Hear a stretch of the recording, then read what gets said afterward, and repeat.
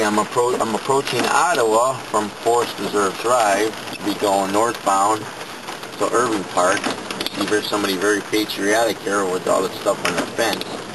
But, you know, the ordinance says you cannot advertise on the fence like that. But we'll talk about that at a later time. Now I'm just going to pull over here and show you this light. What I'm talking about is the street lamps are made out of stainless steel. They got a street lamp at the top, and what they call this is a sidewalk light.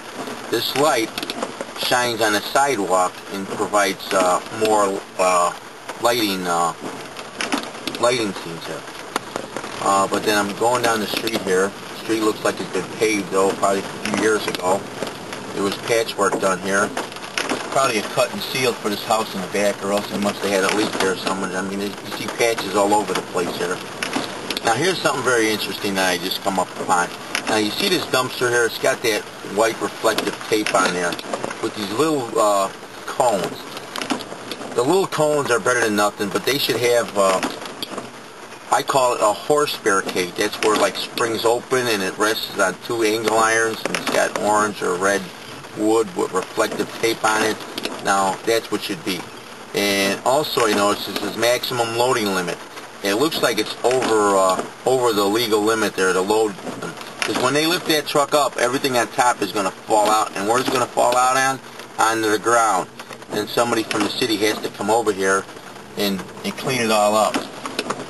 Now he should be ticketed and fined. Okay, as we're going north on Ottawa here, I noticed the fire plugs here. Now you see this fire plug here, it's way up high, higher than normal. Now that means the water main is not deep. These fire hydrants are between 7.5 feet and 8 feet deep total. So that means the water main is not 4.5 feet buried under the ground.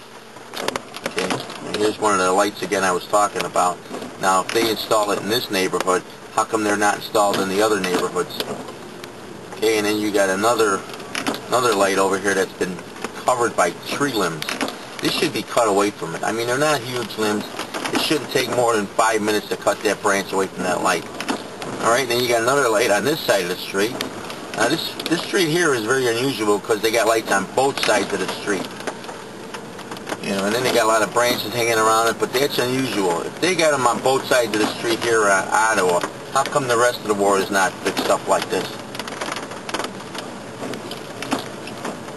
Okay, and as we're approaching here, I see another auto repair shop. Another auto repair shop on the right. You have a lot of parked vehicles over here, which is illegal, I think.